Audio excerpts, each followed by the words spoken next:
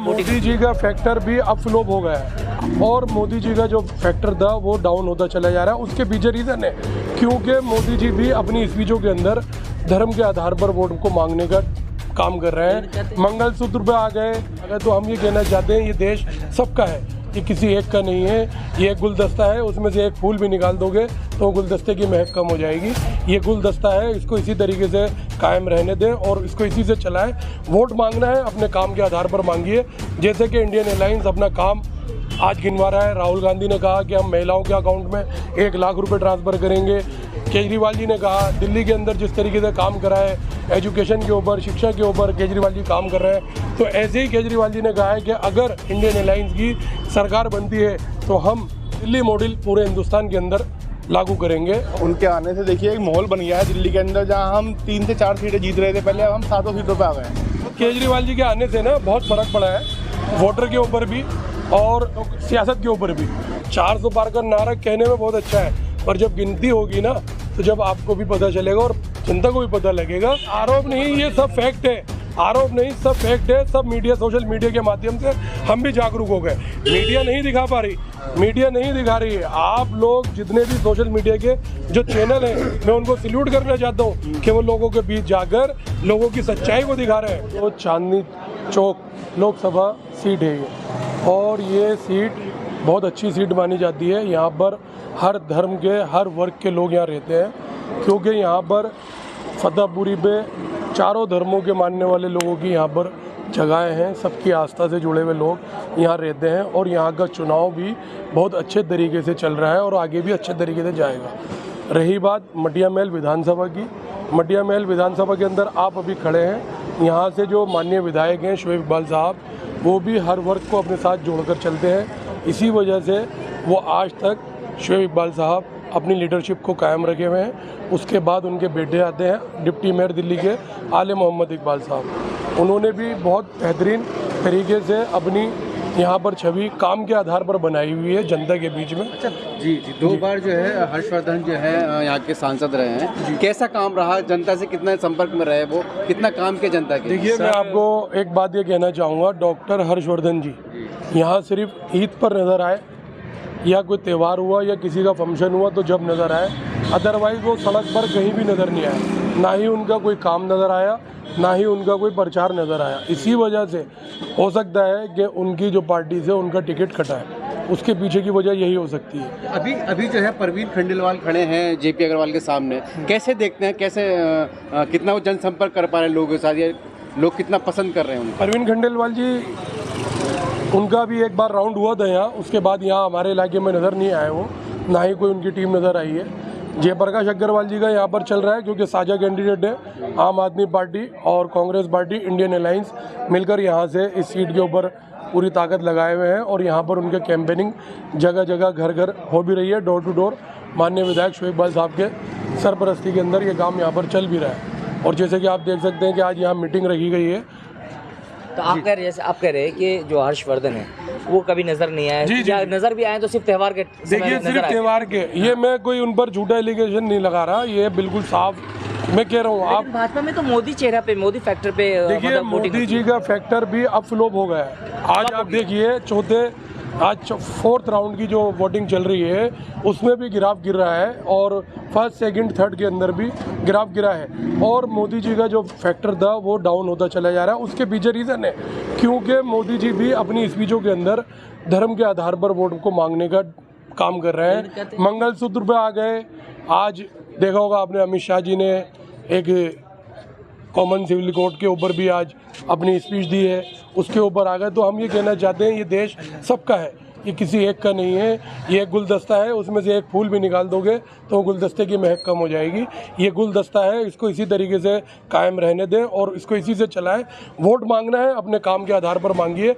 जैसे कि Indian airlines अपना काम आज गिनवा रहा है। राहुल गांधी ने कहा कि हम महिलाओं के अकाउंट में 1 लाख रुपए ट्रांसफ़र करेंगे और 30 लाख नौकरियां देने का काम करेंगे।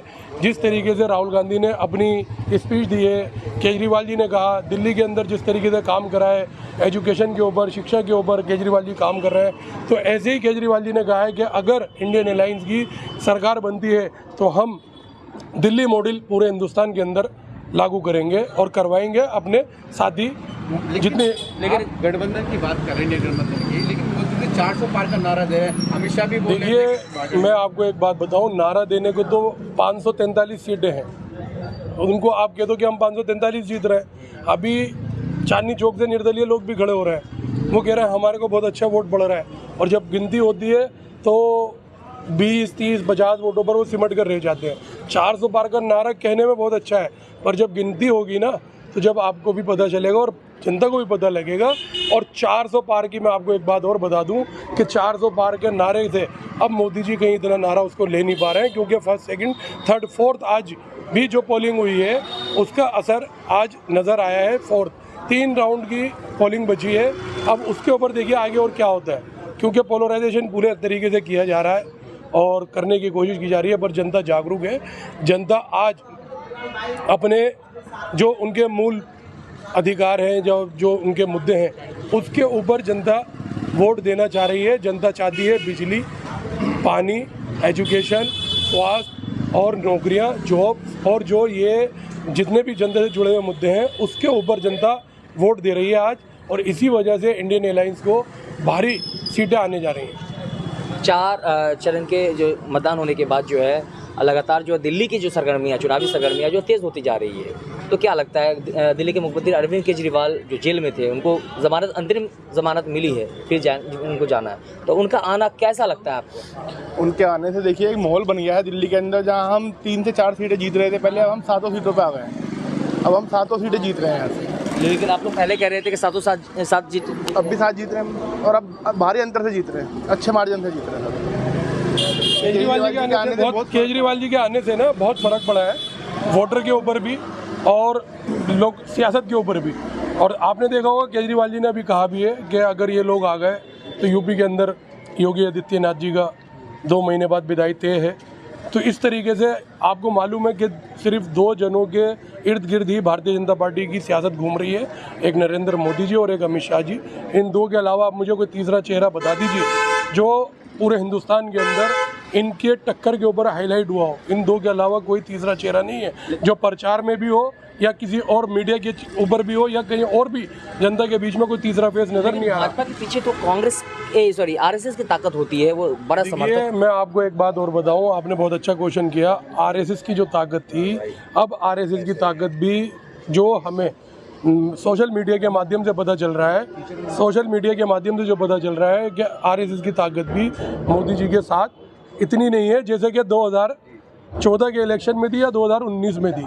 आरएसएस की ताकत थोड़ी कम ही है, कम मोदी जी को सपोर्ट कर रही है आरएसएस। 400 पार का नारा जो है वो कह रहे हैं कि अपनी उपलब्धियां गिनवा रहे हैं, घर घर शौचालय, नल से जल है, गैस सिलेंडर फ्री दिया है, ये सब वो भाषणों से बयान कर रहे हैं। देखिए मैं आपको एक बात और बताना चाहता हूँ, आपने बहुत अच्छी बात कही, गैस सिलेंडर।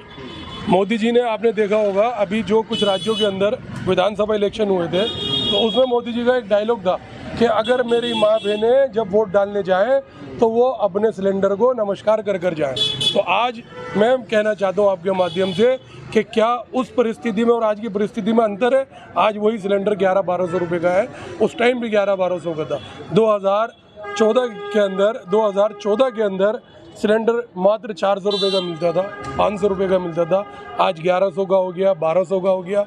और रही जल की बात, जल और ये जो नल है, ये जल और नल की सच्चाई ये भी एक सिर्फ कागज़ों के ऊपर चल रही है। इसी तरीके से मोदी जी की जो शौचालय की जो उनकी था कि हम हर गांव में शौचालय बनाएंगे, तो अभी मेरे मोबाइल के ऊपर एक वीडियो सोशल मीडिया के ऊपर आई थी, तो अमेठी के अंदर जो स्मृति ईरानी जी लड़ रही हैं उनकी शौचालय दिखाया गया था कि उन्होंने वहाँ शौचालय बनवाई थी, उसका कागजों में फंड भी पास हो गया, और वहाँ सिर्फ एक शीट रखी हुई है, ना ही उसकी 4 दीवारी है, ना ही उसमें कोई गेट है और ना ही उसके ऊपर नल है।